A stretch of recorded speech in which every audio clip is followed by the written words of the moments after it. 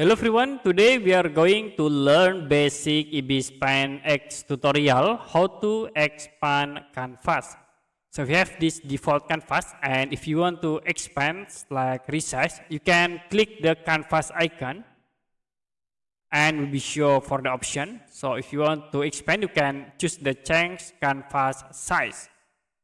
So in here as default to be show for the width and height. Now I will set like for width into 2000. Click OK. And then click OK again.